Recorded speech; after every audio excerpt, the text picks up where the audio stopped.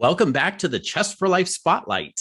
I'm your host, Elliott Neff, a national master in chess and the founder of Chess4Life. We've talked about your backstory of teaching chess and bringing the benefits to kids and volunteering, doing all kinds of initiatives. You have a rich history there. And you've done a number of things in the recent past where some people might be saying, hey, retire, take it easy. Instead, you've gone forward with more energy from creating these stories and this experiences, writing and publishing one or more books. I don't even know how many you're up to right now. And then doing some things on the national level to promote Scholastic chess. And can you talk about a highlight or best progress in that space over the last year or few years? Let's just delve into that conversation a minute. I need to go back just a short distance to 1984. I got a phone call.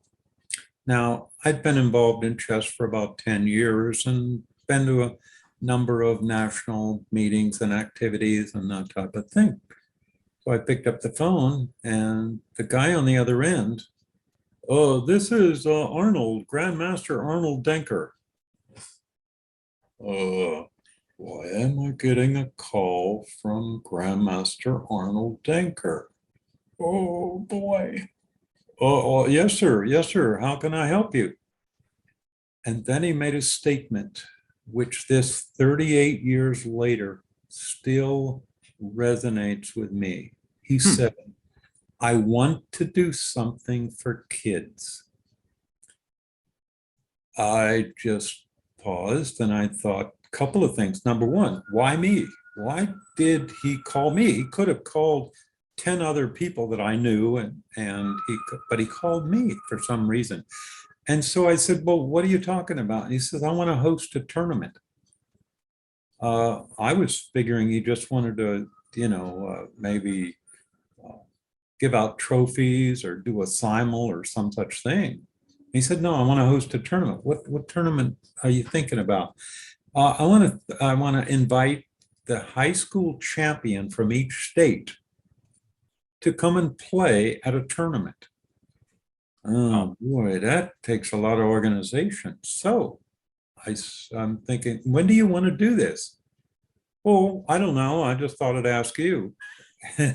I'm thinking, I'm going through the calendar. No, not in the fall. That's not gonna. And in the winter, nobody's gonna get on a plane and slosh their way through Michigan and Montana and all the other states that are under snow. And so I thought springtime. Yeah, okay, I can offer him the idea of doing his tournament on springtime. But then I thought, hold it. That's when all the national championships are. Let alone school testing and all these. Yes. And so then he says to me, he says, well, how about the summer? And I'm thinking, hold it, kids go everywhere in the summer. And so where were you thinking about? I had no idea. And he said, well, we can do it at the US Open. And I'm thinking, there are old people at the US Open, and you want to invite 50 high school kids to the US Open to sit in the same room? And for clarity, we're not talking the US Open golf tournament here. We're talking the US Open chess championships. A quiet room where you drop more than one pin and everybody will hear it. And I'm thinking, Grandmaster Denker, your idea is interesting, but I can talk to the people in Scholastic Chess because I know a number of people, but I don't know about the older ones that are organizing the US Open. And then Grandmaster Denker in a calm style said, I'll take care of them. You take care of those younger organizers in each of the states. And I said, okay, that's fine, but you'll have to remember that we're going to have to get it approved. So went to the delegates meeting and they approved it by acclamation. That's a powerful statement. And so now we have the Denker Tournament of High School Champions, and that's been going on Wow. So for what 38 years. year was that first tournament held for the Denker Tournament of High School Champions? 1985. Wow, 1985. And the reason I asked this, I did not remember, or maybe I heard it once and didn't remember, but if you may recall, I was Washington State high school champion and represented Washington State twice in that Denker Tournament of High School Champions. And what an opportunity that was to be a high school state champion and get to compete against the other state champions. And the people I met through that fostered new relationships and new friendships that have impacted my life. So the work that Grandmaster Arnold Denker and him calling you and you figuring it out together did has been amazing. Now, all of that is, I think, really another backdrop for where we're going beyond, because that was the high school state champions. And there's been some amazing work done. You've done a lot of this work. Can we talk about what you've done to expand that? That was, I got these phone calls from these 8th grade parents. Well, my son is the best chess player in my state of Iowa, and therefore I'd like him to play in the Denker. So I contacted Grandmaster Denker and I said, we've got an 8th grader who's the best player, and I figured we'd probably want to have him. He said, no, it's called the High School National Invitational. Okay, so I said to them, I called the parent back up and I said, I'm sorry, but kid's got to be registered in high school. He's got to, in order to play in the Denker tournament.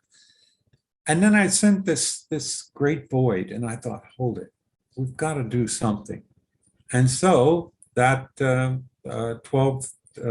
years ago as it was, I went to the delegates and I said, hey, we need a K-8 Denker style championship. And so I talked to the older folk and I talked to the younger folk, and I knew we held it at the US Open. We had to have kids that were going to be quiet and who were going to play chess. But at that time, they were really positive about the Denker experience that had taken place since 1985. And so they voted to approve this new tournament of K-8 champions. So I go over and I sit down, I figure, okay, I got what I want. I'll duplicate the Denker, the Denker rules, and I just cloned them. That's all I did was clone the Denker rules, change the name to a K-8 championship. But it wasn't all that simple, because some guy in the back of the room said motion to amend. Now, ladies and gentlemen, if you don't know what that means, you will learn it eventually. Motion to amend means they want to make a change. And I'm thinking, let's not make a new change. I'm happy. I got what I want. Grandmaster Denker got what is a supporting activity for him or whatever. So a young man stands up and he says, my motion to amend is to name it the Dewain Barber Tournament of K-8 Champions. And my jaw dropped. And I thought, hold it, I'm not on the level of a Grandmaster Arnold Denker. And then they all stood up and started clapping. And what's happened since my event was added is we added a girls event. Well, let me interrupt you there, right? So this has gone even further. But I just want to take a moment and say, you are on that level of Grandmaster Denker, because it isn't about your chess skill, it's about your life impact. And so I think it's a beautiful thing that it was suggested by another delegate to name it the Barber Invitational. And amazing. And I'll just say that it was an honor for one of my kids to earn the right to represent our state, but couldn't attend due to family reasons. Yeah. So one day. I had a I'm sitting after the National Elementary. I'm sitting in a restaurant just relaxing. This young lady walks in and she sits down, and so all of a sudden she stands up. She comes over and pulls out the chair and sits down and looks me in the eye and says, I noticed that you have this Grandmaster Denker Tournament of High School Champions. And then she said the profound words, can we do it for girls? Because we have so very few girls, probably 14% of the membership is girls. But she said, can we do it for girls? I didn't know. I mean, I'm in a learning process. And I said, well, yeah, I guess we can. Excuse me, ma'am, but I think I recognize you, but am I correct? Are you Grandmaster and Women's World Champion Susan Polgar?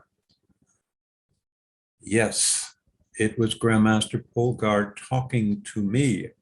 I was shocked that she wanted to do something for, that she would want to get involved in this, and she was. And she continues to host a girls' championship, which is wonderful. And so girls' championship, then That's awesome. And I'm going to interpose there a second and say, it's wonderful once again, right? Here we are, the women's world champion in chess, former world champion, Polgar, and then collaborating. There's Arnold Denker, grandmaster from the US. There's Dewain Barber, middle school teacher for many years. Yet we're on the same playing field because we have a mission of using the game of chess to positively impact so many kids' lives, right? It's the vehicle for doing that. And some of these students will go on to be chess champions, and many have, and many will not. But if they've been given the skills to be champions in life, then we've succeeded. And so I just so appreciate that and the work that you've done that way. So let's continue this story. Here we've been high school. Now you've got the Barber with the middle school. Now comes a girls' championships. What was next? I want to be real clear about this. I'm attending one of the US Opens about 5 years ago. I'm just sitting down and sipping on a soda and relaxing and everything. And a young man whom I've known for many, many years, over 30 years, and that was FIDE Masters Sunil Weramantri. Sunil been resident of New York activity for so long, it would blow your mind just to even do the math on it.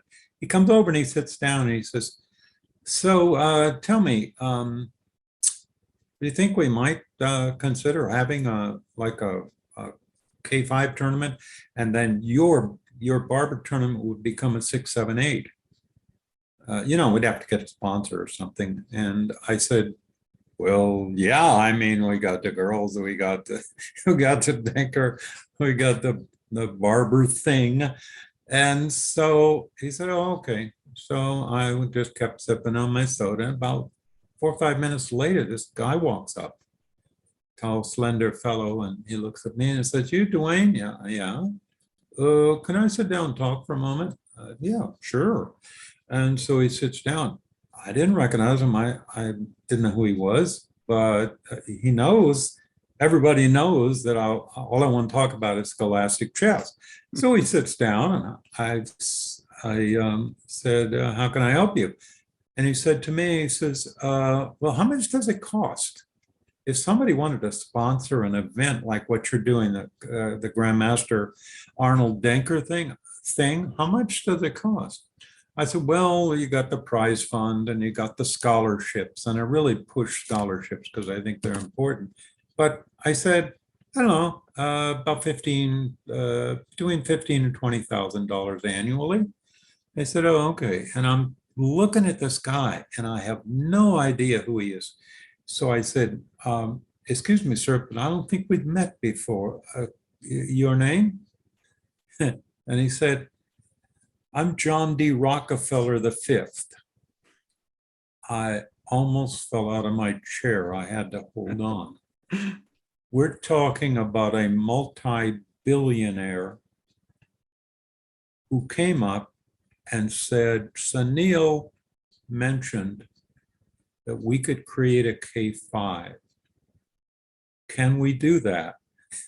And I'm thinking, well, I'll just take the Danker rules, change the name from Danker to Rockefeller, send them off. And that's all I did. I cloned the rules. And the Rockefeller tournament became a reality. And we have had the pleasure of the Rockefeller kids, the younger kids now. And I'm still thinking, are we going to give the US Open old dogs a lot of barking? And these kids come in, they sit down quietly. They focus on their game. They press the clock. They write the move. That's powerful. And what an amazing thing this is, right? This tournament. I've played in years ago, the high school one, before there were these other ones, but to see these representatives of their state, right? They've won, they have earned the right to represent their state. They've traveled, and the state organizations try to support, defray some of those costs. Like you said, there are scholarships available, so there's prizes awarded to this. And think about that life impact. They have worked hard. They've learned to focus. They're developing these skills. Now they get to expand their horizons, right? And these youth are not necessarily from well-to-do homes. They might be, but chess is that leveling playing field, right? Anybody can do it. So this is really, really kind of cool. Has it gone any further than that, right? You're now talking high school, now the Barber, now the girls, now the K5 championships, the Rockefeller tournament.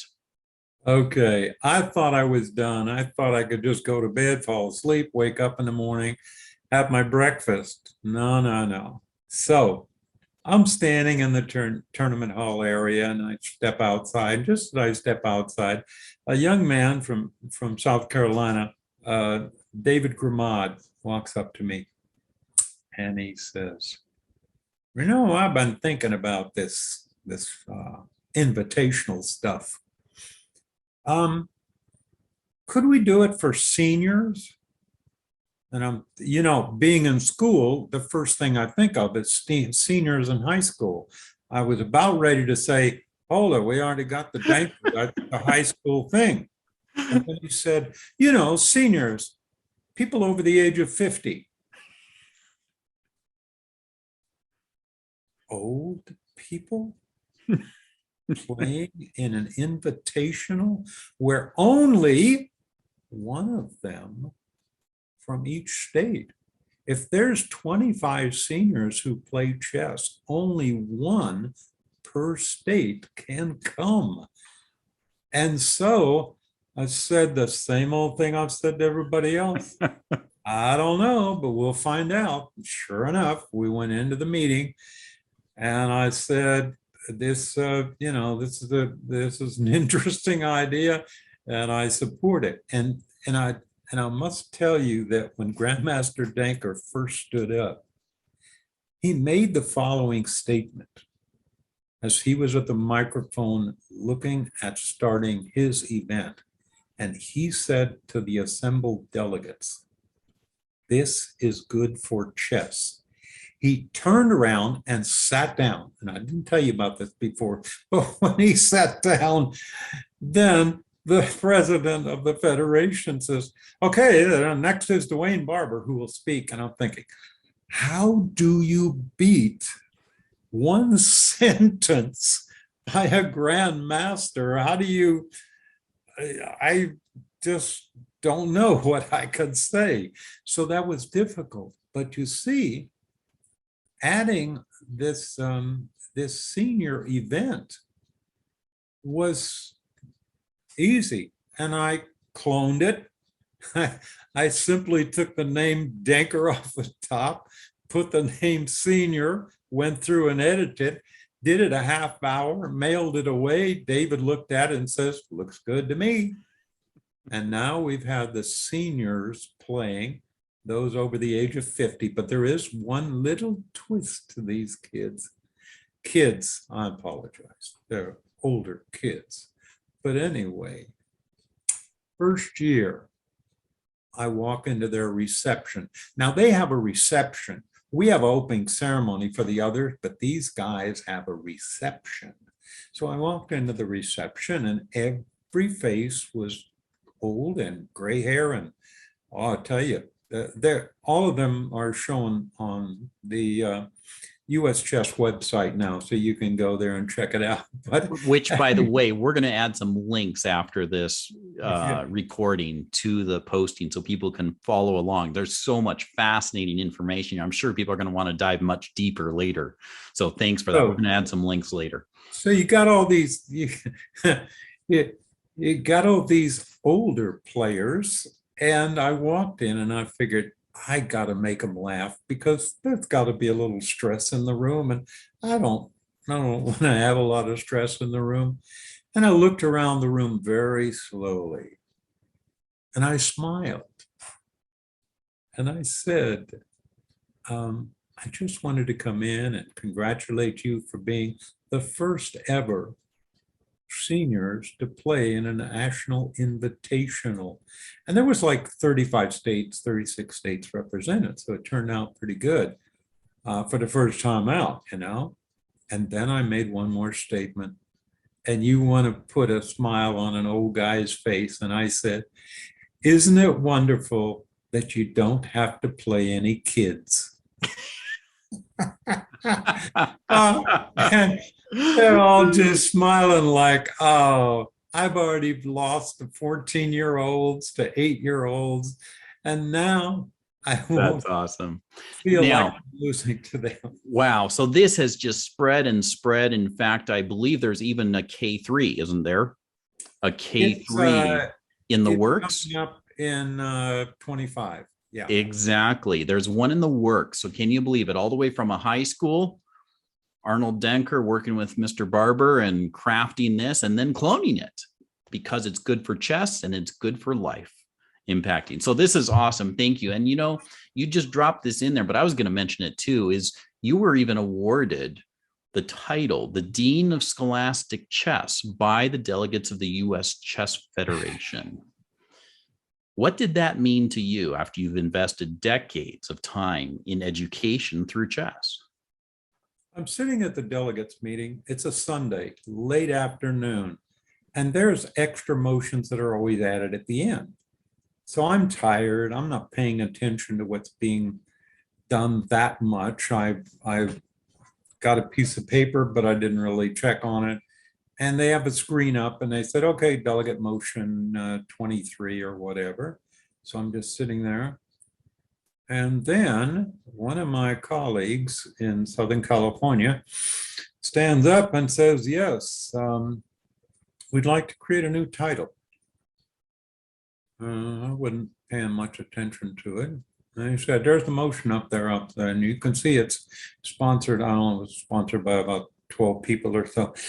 And so I glanced at it and I looked back down. I'm just checking out a few other things. And all of a sudden he says, I wish to recognize Dewain Barber as the first and new Dean of Scholastic Chess. Never a title ever awarded in the history of 130-year history of US chess. And I was overwhelmed. I had never expected that to occur. Well, I do believe that was a very fitting award to honor the work that you have done, the countless hours of volunteering in order to make a difference in kids' lives as they grow up, to help them be on a good path, you know, to move forward and make good choices. So there are so many areas we could go with this, yet time is running. I have a few more questions. I just want to make sure I get some time to get through. And then would you be open to challenging me in a chess game? So, you know, we always ask, what's the time control? You get 90 minutes, I get 90 minutes. For the sake of our video, shall we put it a little shorter? Well, I know that some people play what's called blitz time controls, and then, you know, both players get 5 minutes. And so that seems to me to be bit long.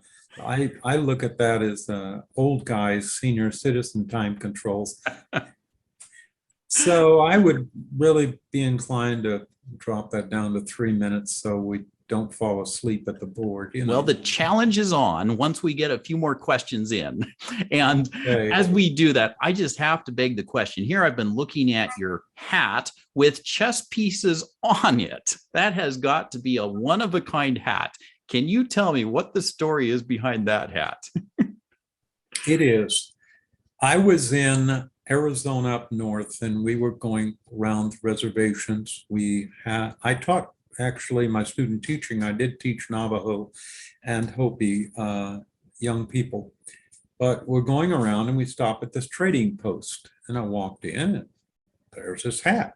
And I saw the pattern on it. And I thought, hold it, that's perfect. I can set up a little chessboard or chess pieces. And so I glued a whole bunch of chess pieces on. I'm glad we're not looking at my shoes because I glued chess pieces on my shoe as well. But anyway, the hat. And so I put all these pieces on, and so I figured, hey, might as well take it with me to variety of tournaments. And I average at least 10 to 12 people who come up to me and say, boy, I really like your hat. And then out of that group, there's usually at least one or two. Where can I buy that? It's one of a kind. I have it, and so it's not for sale. But then 3 days ago, I almost had a challenge because this young lady who said, I'd like to buy that hat. And I said, I'll tell you what, if I can make one up for you, and I'll send it to you if you like it, make a donation to Chess Prodigies, our nonprofit in Southern California. And everybody's a volunteer with Chess Prodigies. Nobody gets paid. No, nobody gets paid. We're all volunteers. And I said, you can make that donation to Chess Prodigies. And she said, how much do I donate? And I said, that's your decision, but I'll see if I can make up one of these hats like this. And you awesome. Take a look at it and see if you'd like that one. And I said, that's awesome. So a couple more last things. Do you have a chess game that is like one of your most memorable games? Because you've played chess your whole life. You've played countless games. Is there a chess game that you would like to share just a little bit why it's so memorable? Well, yeah, there was a young fella who had gone around the United States, and he'd stop virtually in 8 or 10 states, and he'd end up playing, 20 or 30 people. And so that was nice. He was grandmaster and 6-time United States champion. So everybody's going to look in their book. Oh, who would that be? Who would that be? Well, anyway, he shows up in a city close to mine, the city of Cerritos. When he arrives, the organizers of that chess club, the Cerritos Chess Club, had been able to find a total of 63 persons who wanted to play in his simul, largest simul offering. The guy originally was from San Francisco, and if you don't know, I'll share the name. He happened to be Grandmaster Walter Brown. Walter Brown was good at chess, and he went around sharing the game and playing in the US championships and all of that. So it was quite an experience. And so Walter Brown shows up, and I happen to say, I think I'd like to try and play a game with this guy. And I figured, this guy who's not exactly anybody's expert or a master or whatever. So I sat down. Walter Brown gets up and he shows one of his previous games. Of course, he doesn't need a score sheet. He just goes through all the motions and says, okay, that's a game I won, and I won that, and I became the United States champion that year. And then he looked at all of us, just kind of around the room, and he says, well, I wish all of you good luck, but I think I'll do okay. Walter ended up winning, I think, 59 games. Wow. And then he had 4 games in which he lost 2 and drew 2. I sat in that chair 4.5 hours. And Walter walks up to me, he looks at the board, says, I offer you a draw. Folks, I'm nobody's 1800. And I'm sitting there, a draw from Wow, that's United awesome. You States get a champ. draw from a 6-time US champion who's just played 60 some people at the same time in a simultaneous exhibition. By any chance, do you still have a copy of those moves in that game? Yes, I do. I'd have to round it up. If you can find it and send it to me, I would love, if you're open to it, to post that in one of our blogs where people could then play through and enjoy that game. That's an amazing story. And a couple more things. At Chess4Life, we're teaching life skills through the game of chess. We've touched upon so many benefits of the game, right? We've touched upon problem solving, critical thinking, the integration into math, and so many areas of the curriculum.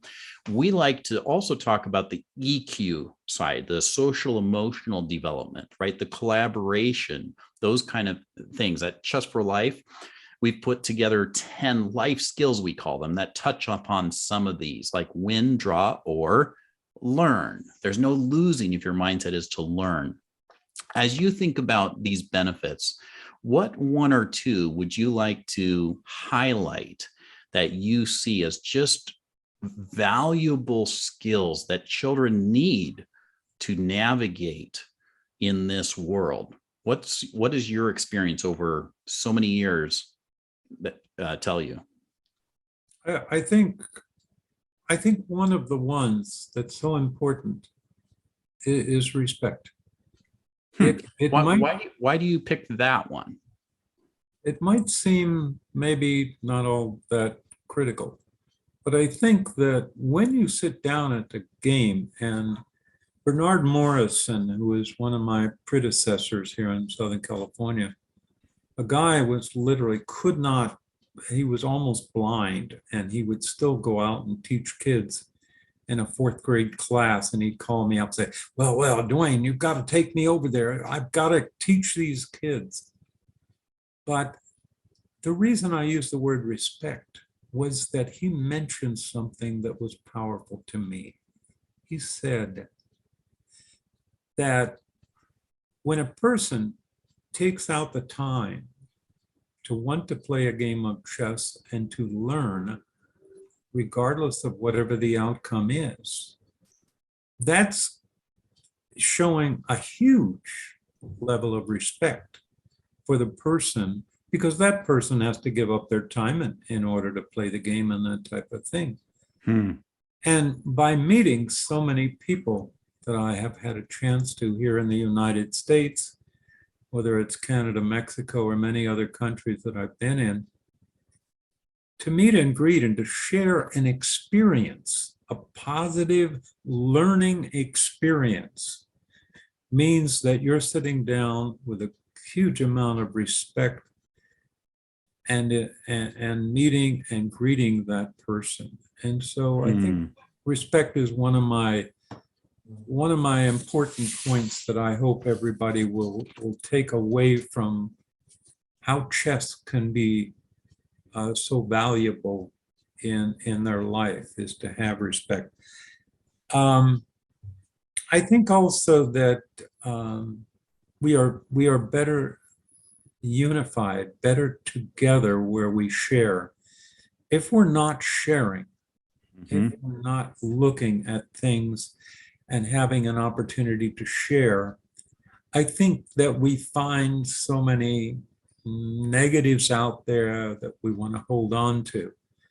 And by sharing and jointly having joint activities where we come together, that is critical. That's awesome. Absolutely. And we talk about that a lot, right? Better together, with different pieces on the board working together, collaboration. Yeah. not the queen saying I'm the most powerful, so you little knights, you ponies are not worth anything. But no, the knight jumps, the queen moves her own way, and together we become a team that respects each other's unique abilities. In fact, we don't want to be all the same, right? How useful is that? You want differences that value and respect each other and work together. That's awesome. So just a couple things before we go to a fun game. Remember, everybody listening, be sure to like and subscribe so you don't miss out on amazing stories like this and chess transforming lives. Now, Dewain, what's your big accomplishment in the next 10 years you would like to see achieved in education, likely something to do with chess, considering how much you've already invested that way? What's your dream for the next 10 years? I just came across my mind one more story to show you about connecting and sharing. I was at one of those safari camps. And so I told the owner of the camp, I said, is there somebody that I could either teach chess to or be a part of helping them learn a little bit more about the game? And he says, yeah, my friend Joe. And I said, okay, then I'll meet him in the lounge. There was a lounge area in there. So I'll meet him in the lounge, and I've got my chess set, and we'll sit down and we'll look at it. Who walks in the door but one of our guides? He is dressed up as a Maasai warrior. So you said the word safari early on. Are you literally on safari in Africa when this conversation occurred? Yes, we've been to Tanzania, Kenya, Botswana, Zimbabwe, South Africa. We've done just a lot of that. And so he's all dressed up in the traditional Maasai warrior out. He's a Maasai, and he's all dressed up in the traditional Maasai warrior outfit. Now, you talk about differences between this guy and that guy. And there was a barrel that sat a short distance from where we were going to sit down, and I was going to explain the chessboard. And this barrel contains spears. And I'm figuring any moment he's going to grab a spear and then come and sit down with a spear and look at me like, say the wrong thing, guy. You've got a challenge. And now, how do you explain to a Maasai warrior what these chess pieces are all about? And I said, okay, the tribal members are the pawns. Oh, okay. Oh, what's the rooks? Well, you have a corral. If you know anything about Maasai warrior or Maasais, they have a corral where they keep their cattle. And that corral is your rooks. And so the horses, and I'm thinking, oh gosh, they really don't have a lot of, Maasais don't have a lot of horses. So, it was a wonderful and wow, enjoyable experience. So you're literally teaching chess to a Maasai warrior on safari in Africa. Wow, that's incredible. So back to this big dream that you look forward to accomplishing sometime in the next, shall we say, 10 years, maybe whatever the timeline. Thank you for reminding me. Us guys that are 76 years old, we kind of have to remember, okay, what do you want to talk about? Okay, big dream. And this one's at the top of my agenda. I believe, and I have worked with this several ways and several different things. I believe one of the important ideas that we need to work on is to provide college university scholarships to young people at as many tournaments as we can, whether that's a state championship. I provide one at the state championship also in California, whether that's a national championship. The Barber tournament has 3 scholarships there. Whether it's a closed tournament like the junior closed, the girls closed, and the cadet, I provide a shared scholarship of $10,000 with those levels of young people. But I think that we can develop especially with donors and other folk, we can develop college scholarships that support the educational program that we're interested in, and can also give the kids an opportunity to find chess as a resource toward their college experience. So if my name changes to Dewain Scholarship Barber, that's okay. I've invented a couple of things as we go along, carrying bag and a lot of other items like that is awesome dream. And I'm just going to share it here. You know, the fact that you donate multiple five figures coming from a background of being a teacher your whole life speaks a lot to where you put your resources, where your heart is.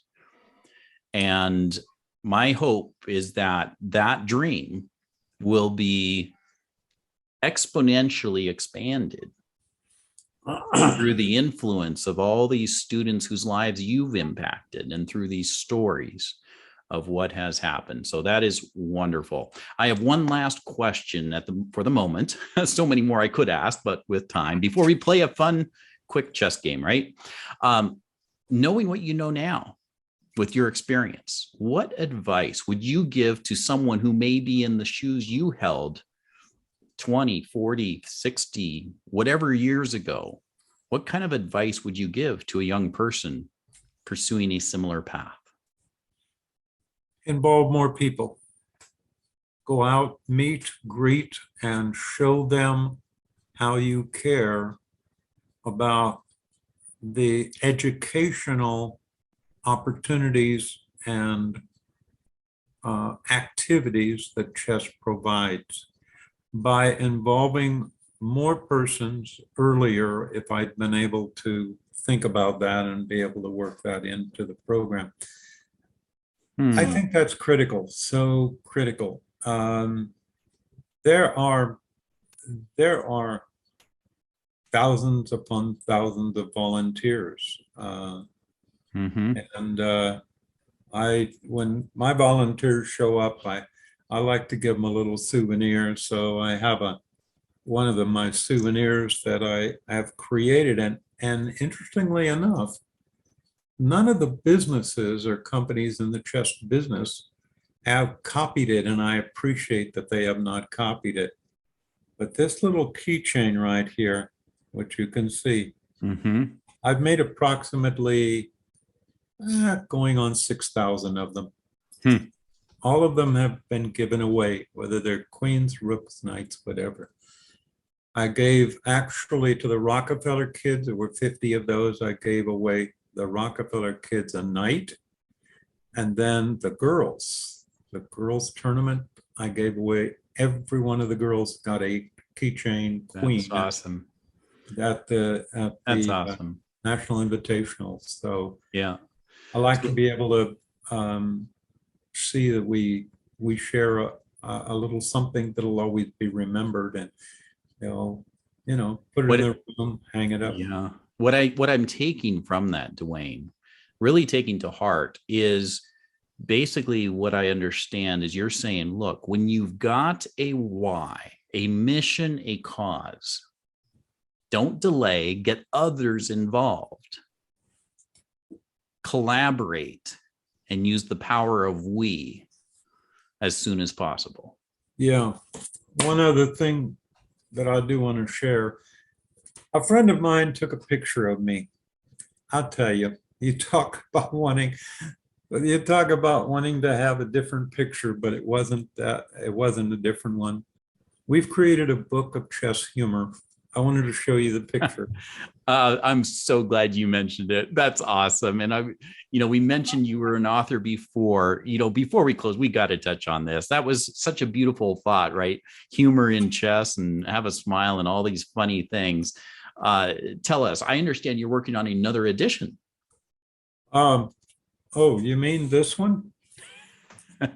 This is book 2. Humor in Chess, book number 2. Notice the guy with the sign. We didn't know what to do. We didn't know if it meant stop playing chess. We were headed to Grand Canyon and we got stopped by a road construction group. So we thought, I just put it on the trunk of the car and play chess. So that's what we did. Now I'm on book 3 right now. I just got people sending stories and funny stories. Anybody can send us those funny stories. But let me tell you how it translates. In my will, every single dollar of profit from these books goes toward college scholarships. I'm not asking a person who's earning a living of chess to do that, but we have been able to donate thousands upon thousands of dollars with the sale of these books, and there's no profit. I've never received a dime of profit from these 2 books, nor the 3rd book when we finish it. And that is all set aside and donated to college scholarships that we are developing.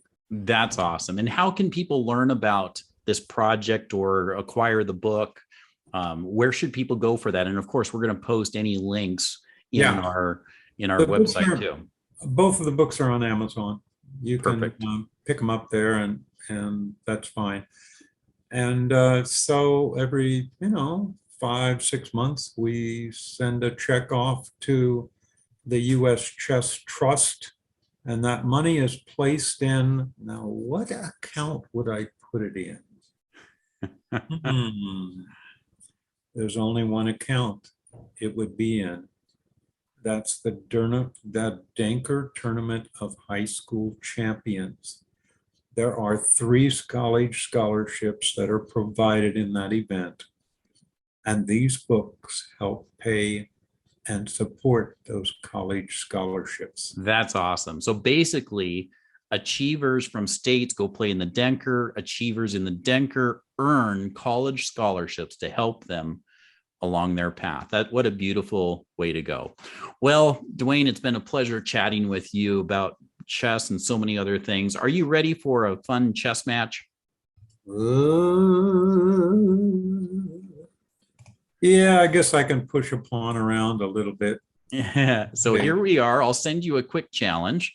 Playing a 3-minute chess game with the Dean of Chess, and a pleasure to join you, Dewain. So go ahead and make your first move. Hey, that looks like that works. Wow, I'm going to get excited here. And 3 minutes for those watching. 3 minutes, no increment means we've got to play every single move within that 3 minutes per side. Yeah, I'll play that. I'll guess I'm going to play that, so I think I'll play that. Zip on out there. There we go. And there we go.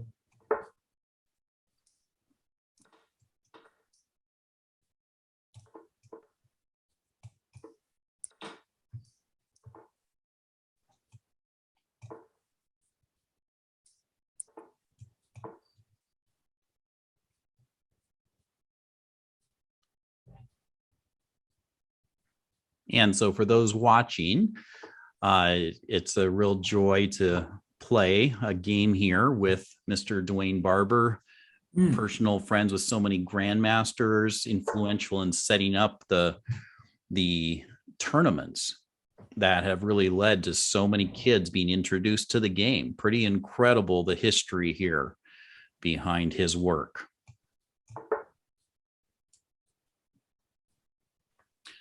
While Dewain is not a titled player, he's also had the great honor of helping many, many students progress beyond him, as we talked about in our earlier chats on this topic.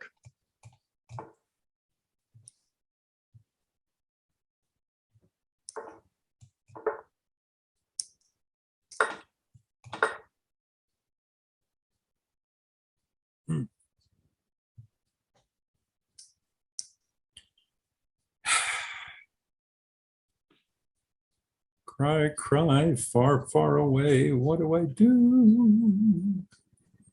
Oh, gosh. Oh, gosh. Gosh, gosh, gosh.